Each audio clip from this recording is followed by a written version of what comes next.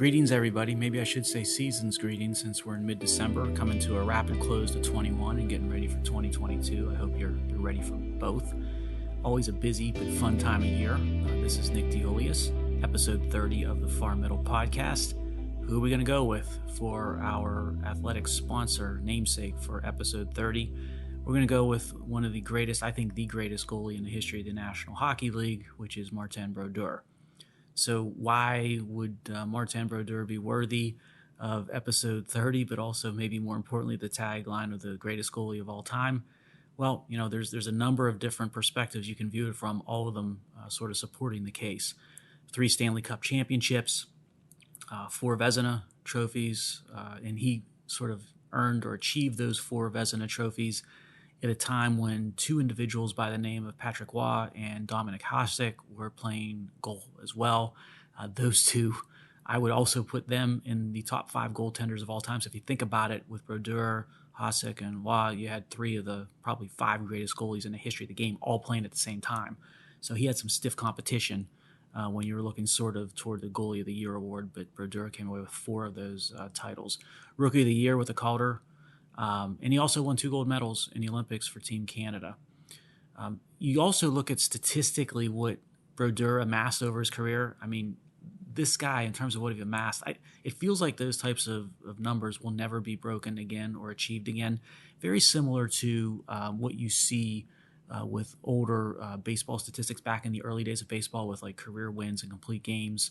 So you look at Brodeur, his career wins as a goalie, 691. He's 9 wins shy of 700 wins. I don't think we'll ever see that record broken in the NHL. 125 career shutouts, that's an all-time record. 24 playoff shutouts, that's a career record in the history of the NHL. And he's also the cumulative save all-time record holder, 28,000 plus cumulative saves. The other sort of neat record that Brodeur holds, and this is one of the sort of cooler records in all of sports, Brodeur also holds the all-time NHL record for number of goals that a goalie has scored.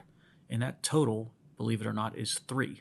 So Brodeur scored 3 goals in his career, and that is an NHL record as well. He was such a good puck handler that the NHL basically ended up changing its rules. And I think that's always the sign of whenever you're looking for the greatest whatever in sports, if the sport changed its rules because of the individual, that's oftentimes a good indication that was the best individual at a specific position within a specific sport. So if Bob Gibson was so dominating that they lowered mound height because of him, I'd consider him one of the, if not the greatest pitcher of all time. If Mel Blount was such a physical presence of a cornerback during the 70s in the NFL that the NFL changed the rules on contact when sort of defending receivers, it's probably a sign that Mel Blount was one of the greatest, if not the greatest cornerback of all time. Well, the NHL did the same thing with puck handling and goalies because of Brodeur. That's a good indication. And Brodeur, he was the perfect guy for that neutral zone trap that the Devils used, that system they employed that was so effective in the 90s and 2000s. And I just think of the New Jersey Devils back in the day. I think of Martin Brodeur with those 2 Scots back there on defense, Scott Niedermayer and Scott Stevens. And boy, Scott Stevens could lay out the hits when he wanted to. I just think of a couple of epic hits that he had in collisions with Eric Lindros. But those 3, Brodeur and the 2 Scots, they perfected a system that won. Yeah, it was a boring system. It was workmanlike, but it wore down the opposition, and it was very effective. So Dominik Hasek, he might have been the more electric goalie. He might have been more fun to watch if you're in the stands or on TV. And Patrick Roy may have enjoyed perhaps like a bigger brand, I would say, as the consummate goalie. Kids wanted to become goalies because of Patrick Roy. But Marty Brodeur, he just set records in a system that, again, I don't think we'll ever see broken down the road or broken again. And speaking of Martin Brodeur and the New Jersey Devils, I want to also give a shout out to Joe S. He's one of our constant listeners, a friend of the energy industry. Ran into him this past week. He's a northern New Jersey guy who became a Pittsburgh guy, so I suspect he might be a New Jersey Devils fan. But I hope Joe's doing well. Now, I hinted in the prior episode of the Far Middle that what I was going to spend some time discussing on episode 30 here was to focus some attention on the topics of a speech that I was able to deliver here the past week in Pittsburgh at a major energy conference. And the topics of the speech in the energy industry they link themselves, I think, nicely to Marty Brodeur. So think about the goalie in hockey. It's the foundation of a hockey team, right? If you don't have goaltending, you're not going to have a Stanley Cup. It's a prerequisite, not just to be successful, but to win the ultimate championship in sport. And energy is the foundation of not a team, but of society, the economy. It's the foundation of the region, my region that I live within, and wider regions within this nation and the world across the globe. So if you don't have a strong domestic energy industry, then you're not going to have any of those things either. You're not going to have a well-functioning society, a strong economy, and a thriving region. So goalies in hockey are sort of equivalent to the importance of energy to, as I said, society, economy, region, quality of life. And Brodeur's greatness was in part due to his, what I mentioned earlier, his workmanlike approach. So again, this wasn't the flashiest of guys. He wasn't a me-first guy. He was in the net. He did his job. Team came first. And that, to me, sounds a lot like descriptors of all the great people of domestic energy and all the great people of domestic energy in Appalachia, including, of course, Western Pennsylvania. And the speech that I gave not only dealt with energy, but it was constructed, I think, in a way to connect those dots that we love to connect each episode of the Far Middle podcast. It's no secret, obviously, that I see domestic energy as a crucial, I think the crucial bedrock foundation of our economy and national security and quality of life. So if we lose domestic energy, we lose those things. We get domestic energy right, we get those things and enjoy them in a big and outsized way. And that's not just my opinion or my view. That's the reality. I mean, that's been proven time and time again, not just within the United States during different periods of history, but all across the globe as long as there's been civilization and economies and industry. So what I wanted to do was to deliver a message that laid out who is important. So, who are the stakeholders? And I always wince when I use the term stakeholder. I joke with a lot of people on the team or around me that that's one of those squishy words I try to avoid, but sometimes I guess it's appropriate. So who are those stakeholders that are most important? What are the types of things, or who are the types of entities that are aligned against those important individuals that are near and dear to our hearts and critical to our success? And also, spend some time on talking about what's not working. Who's aligned against them? What isn't working? What needs to be improved? How do we make this situation better so that domestic energy comes out on top and all the subsequent benefits that will flow from it? And when doing that, I thought it was important to wrap the topic and the talk itself with at least a general proposal. Again, not all the details figured out, but a general proposal as to what would work in terms of a social contract or an agreement between industry, the region, all the different entities that are involved and affected by it one way or another. What could we propose in the form of a, again, social contract, so to speak, that would put everybody at a better place? So the dots in that speech were linked to the audience that we were trying to get this message to and why they were so important, to talking a little bit about the opposition that's out there to domestic energy and how to think about them and where they're coming from. Also, I think a message to the leadership, or sometimes the lack thereof when it comes to leadership in this region and in our energy industry, domestic energy industry, that's desperately needed. So we desperately need leadership, but sometimes we don't get it. Why might that be the case? And then, as I said, a new proposal of a social contract that would benefit domestic energy, but also benefit all the people and entities within, say, the region of Appalachia, within our country, across a wider geographical scope, and frankly, billions of people the world over. Whenever you give a talk or a speech, I guess the experts always tell you to first think about who your target audience is, who you're trying to message to. And for me, I was really trying to message to broad groups, really important categories of entities and individuals. First were the people of Appalachia broadly. So this could be Pennsylvania, it could be obviously Ohio, West Virginia, upstate New York, Western Virginia, but that geographic footprint. But within that geographic footprint, I'd call it three subcategories of entities. The first were business owners. These could be small businesses, huge businesses, it doesn't matter, but we've talked about this so many times in the past on the Far Middle. Business owners create value in the free market. They're competing every day to make payroll. They're improving society. They are the exemplars of why capitalism, despite it not being perfect, capitalism works. And Milton Friedman was right about a lot of things. Also, besides business owners, another sort of subcategory within the people of Appalachia I was speaking to and always am interested in trying to message to is the middle class. Like businesses, we've talked about this before, middle class, probably the singular most important thing that made this country great. Something, unfortunately, that's methodically being eroded at times, and at times that's an intentional erosion by the hard left or elite academia, right? Environmentalism could be the administrative state. Those things seem to be working against the middle class. So speaking up for them or to them is always an important thing from my perspective. And then the third sort of subgroup within the people of Appalachia, those neighbors of ours who are living in underserved zip codes, specifically here, kids, young adults, whether it's urban, rural, those zip codes that are underserved, that are looking to catapult themselves to sort of the promised land of the middle class, but they just face this resistance and these obstacles more and more. Sometimes it's from government policy. Sometimes it might be, from a system that feels that it's designed to keep them from arriving to that promised land that I just spoke about, whether it's self-sufficiency, opportunity, fulfilling career paths. That's another key target audience for me that I'm always thinking about trying to reach. And then I'm also, thinking about always trying to message to the people of the energy industry. And here I'm talking about the real energy industry. So I'm talking about natural gas, domestic oil, pipelines, petrochemicals, all the legit tangible stuff, not the make-believe energy industry of, whether it's so-called renewables or things that are built off a subsidy or, the zero carbon mythology.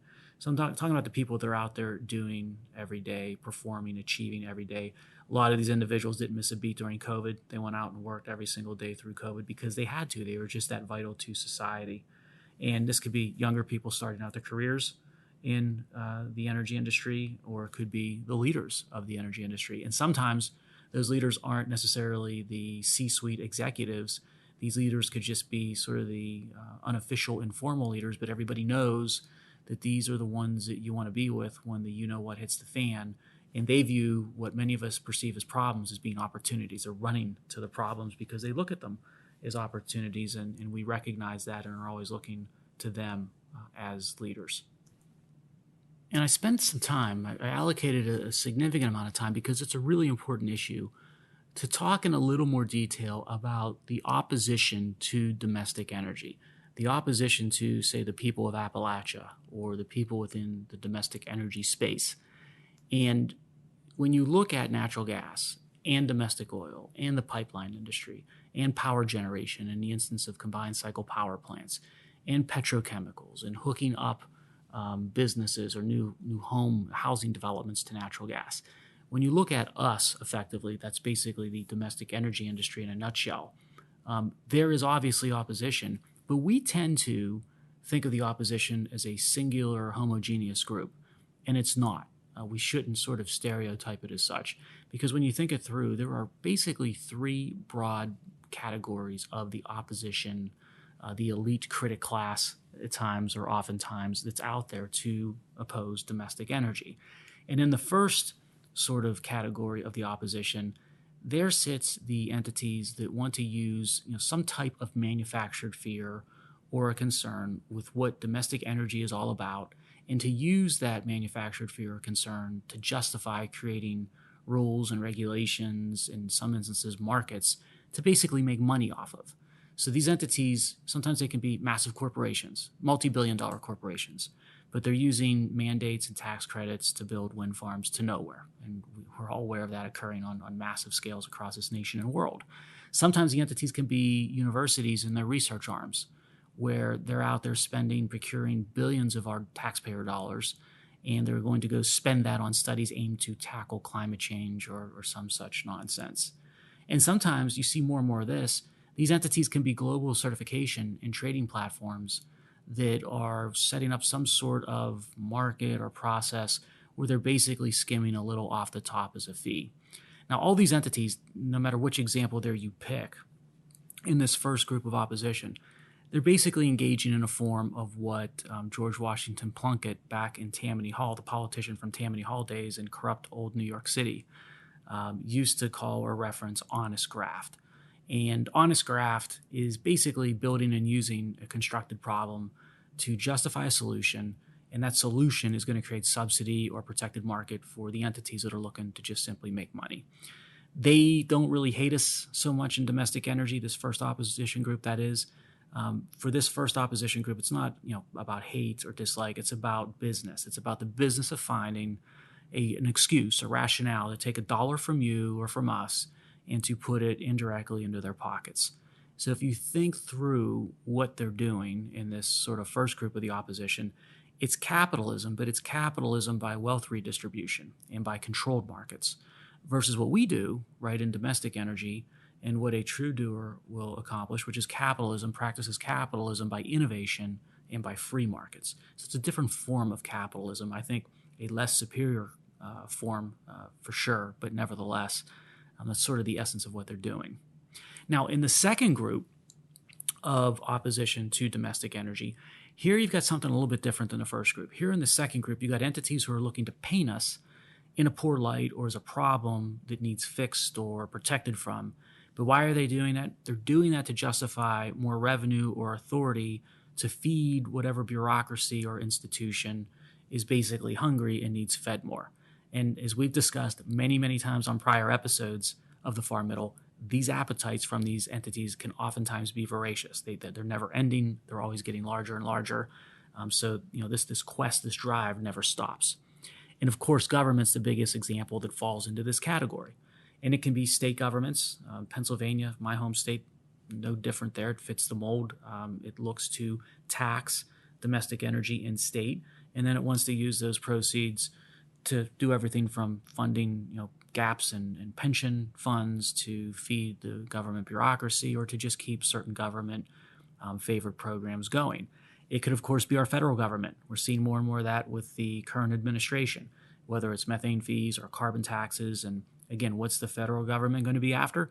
Well, they're doing this first and foremost in the end. When it's all said and done, you sort of peel away the veneer of the marketing. They're doing it to plug budget deficit spending, which is getting more and more large. It's massive, growing by the quarter. And it's also needed, right? More revenue is also needed to service what is now rapidly approaching pretty soon here $30 trillion in federal debt. And then increasingly, we can see the second group of opposition also being global governments. And when I say global governments here, I'm sort of referencing these climate accords and all the money flows that you see being tied to them. And those money flows are going back and forth, from one nation to the next. And it's basically a big circular game of wealth appropriation to plug unsustainable fiscal gaps. What happened in Glasgow recently at the UN climate meeting was a great example of this, a huge example of it. And what you typically see there is all kinds of posturing that basically spews very little tangible, very little logic. But I joked it spews an awful lot of carbon dioxide. It's probably true when you look at the actual carbon footprints that this elite class sort of practices when they go to places like Glasgow to spew all that carbon dioxide and wordsmithing, but no logic and nothing tangible. So this group, the second group, they may say they dislike us, and oftentimes you hear that. I don't think most of them do truly dislike us. I think at heart, whether it's the politician, whether it's the bureaucrat, look, they're just looking for opportunity. They're going to shift to match whatever prevailing wind of opportunity is blowing at that time. It's really about the dollars and balancing budgets. And when you get bigger budgets and more dollars, you got more power in politics and in the administrative state itself. Saving the planet, atmospheric CO2 in 50 years, that banner of serving the public good, all that stuff is pretense. That's the thin veneer of the marketing. Now, the third and final opposition group to domestic energy, here you're going to find that true believer, that religious zealot, the oppressive extremist, who's going to be worshiping at the altar of climate. They're going to be placing the earth ahead of the human, right? You're going to see that the collective becomes more important than the individual. Ideology supersedes math and science. You're going to see all that happening. And here, unlike the prior two subgroups of opposition, for this third group, it is not about money. It's not about budget gaps and finding ways to fund them. It's about eradicating domestic energy and what it does in any region that drives domestic energy, and certainly Appalachia and a whole bunch of other regions across the United States would fall into that category. What they want is domestic energy killed off. If there's collateral damage or consequences, so what? That's a small price to pay, because what you're dealing with is an evil from your perspective that needs to be destroyed. And here, I think the hate is legit. The vilification is real.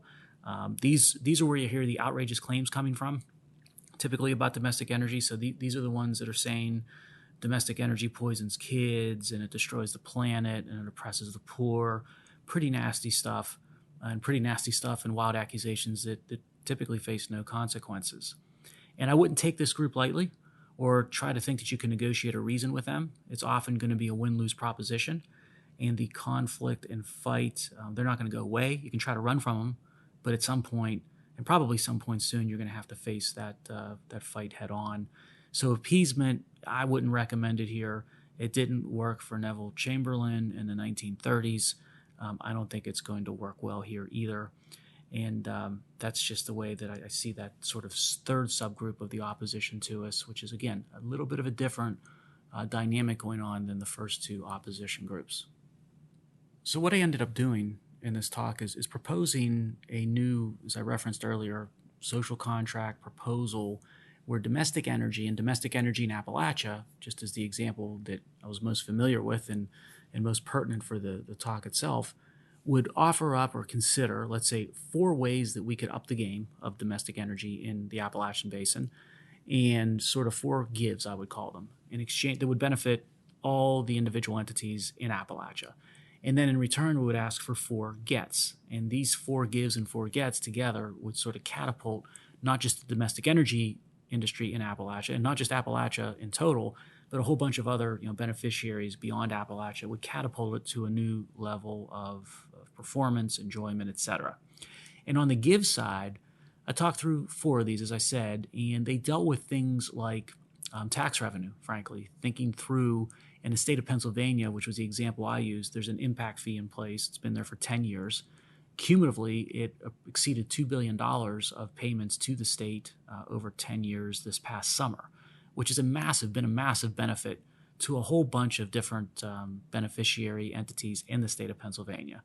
But thinking about when that was originally implemented and what the industry was like and what it's like today, 10 years later, it's time for a refresh. And I think if we being the wider region, could be political leadership, could be regulatory entities within government, could of course be the industry itself, everybody and everyone, if we got together and thought through about what a new sort of design would be of this type of an impact fee for a 2022 world moving forward based on what we know today versus what we knew 10 years ago, we could probably come up with a methodology and approach where not only does the industry, the domestic energy industry in Pennsylvania, thrive more, but you also increase net the revenues that you would see or that the state would enjoy relative to how the current impact fee is structured. And I'd be really interested in getting together with different sort of thought leaders or individuals in the region to figure that out and see if there's any promise there. Another idea of stepping up our game as an industry on that give side dealt with environmental reporting. And increasingly, I'm sort of falling out on the fence or the side of, when it comes to environmental reporting, the accuracy, transparency, timeliness of that reporting in an industry like natural gas is crucial. And if we want to borrow something that we know that works, and in this instance, I'm talking about public corporations and how they report financial results, right, to the SEC and to the investor community, the capital markets, the publicly traded markets, there's a very well-defined process and rigor that goes along with it to assure timely and accurate financial statements. We can simply copy and paste that type of a process to one where we're reporting our environmental performance, whether it's emissions or that type of data for everything from permits to sort of quarterly and annual reports that are required. And that increased transparency, accuracy, timeliness, and the assurance that goes with it, the rigor that goes into it, that makes all entities much more comfortable about what domestic energy is bringing to the table and how it impacts a whole bunch of different entities across the region. And then the third idea for upping the game and on the give side was looking at who we're hiring and how we're spending our dollars in this industry of domestic energy and within, say, Pennsylvania or Appalachia, and really focusing in on a commitment to allocate more and more of our hiring and more of our spend to individuals and companies that are from the regions that we operate within. Sort of organic hiring, organic spend within our region, almost becoming geographically non-diverse, which is ironic because everybody is always eager for more diversity, but geographically this would lead to a less diverse geographic focus on employees and on spend. But if you target within that entities like the building trades, which I'm a big fan of, I've said that a number of times on prior podcast episodes, and you also target socioeconomically underserved communities, urban and rural, throughout Appalachia, then all of a sudden you're almost statistically certain that physical diversity is going to improve across domestic energy in its industry as well, which of course would be a great thing. And then the fourth and final idea sort of put out there for discussion was taking sort of a leading stance as an industry on plugging thousands of abandoned wells in the Appalachian region. So Appalachia has a very long-lived domestic energy history, right? Whether it's coal, natural gas, oil, the oil well, first oil well in the world was basically drilled in Appalachia in Pennsylvania. And through decades and decades and decades, 100 plus years, there's wells that basically have been abandoned, whether the companies or the prior operators have gone bankrupt, whatever the case might be. And you add them all up, there's thousands of them across this region. Now, that's not a problem that the current energy industry caused. Definitely wasn't a cause of it. And that's not something that an individual company or entity that's currently active in domestic energy is responsible for. These are abandoned wells. Nobody knows who they're responsible for in many instances. But what does leadership look like, right, for an industry? It probably looks like leading on removing that risk by identifying those wells, helping to get them plugged so that everybody in the community and the region would benefit.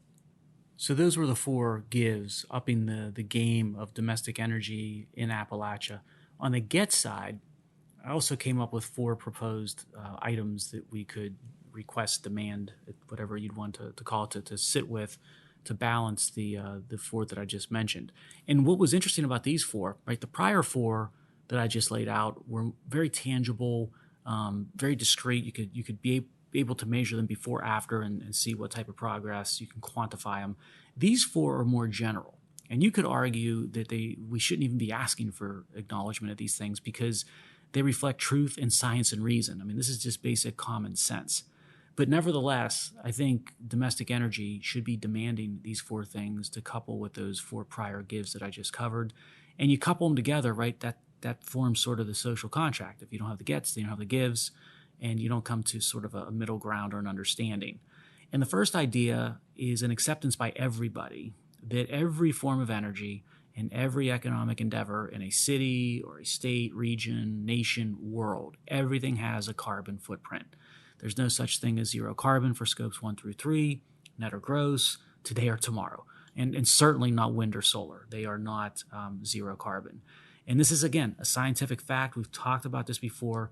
I think it's time for anyone who wants to voice an opinion when it comes to energy policy to acknowledge it, or you have to begin to just tune them out or ignore them as someone that just either doesn't want to know or knows and wants to sort of cloud the fact with the fantasy.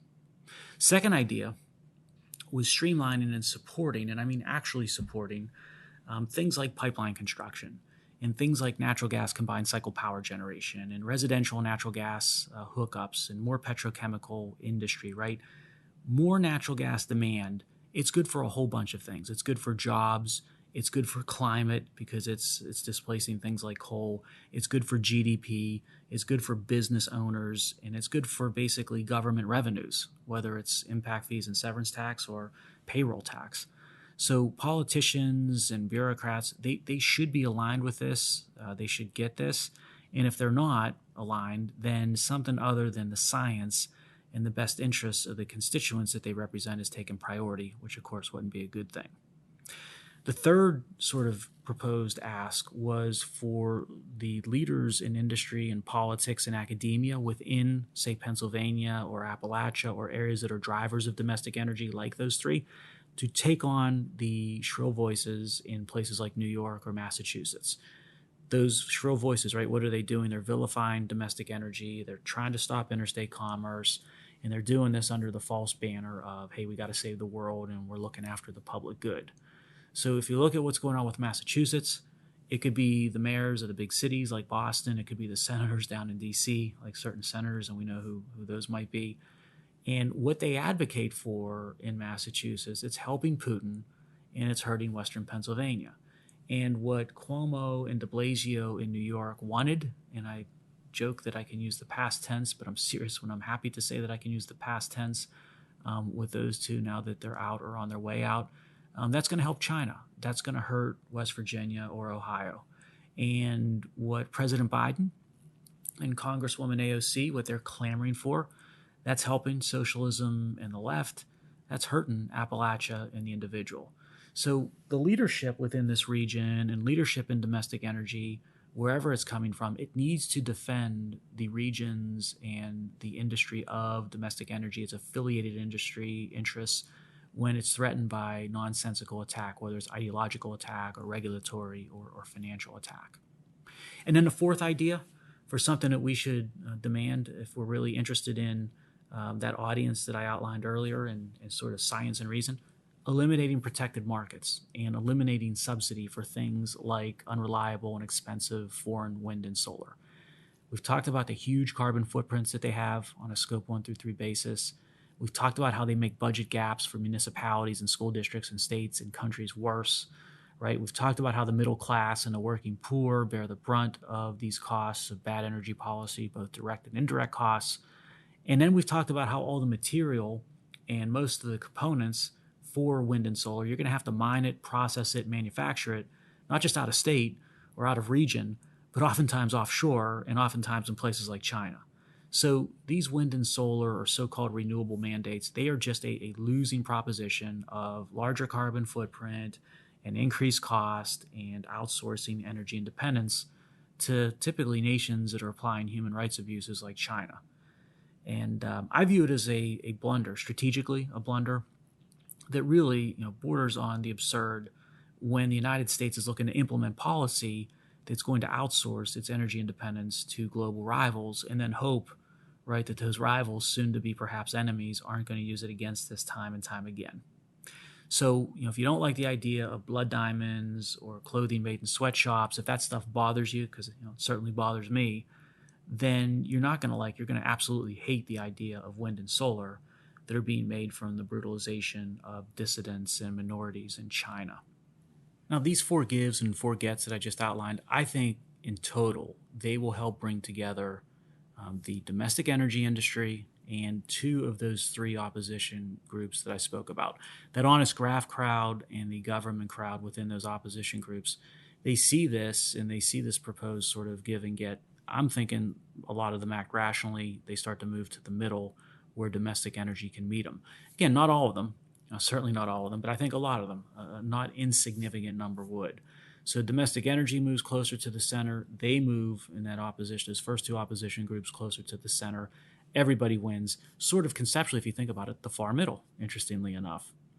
And when I was thinking through the topics for this speech and then obviously this podcast, I also want to give a shout out to one of our constant listeners who contacted me on Twitter. I get a lot of comments back, and I welcome them all. Thank you all for doing that. But one of our constant listeners out there with the tagline, "The Cook from RuneScape" on Twitter, brought up the idea of, I get that environmentalism can be very destructive, and oftentimes is that when you see it and hear about it out there today. What's your thoughts on responsible environmentalism? How could you do that right? And that was actually a catalyst to get me thinking about a lot of the content that I just covered here in this episode and in the speech itself that was delivered this past week, particularly on those 4 gives that was proposed to up the game of domestic energy in places like Pennsylvania or Appalachia. I think that's about a wrap for episode 30 of The Far Middle. I hope you had a good time with this one.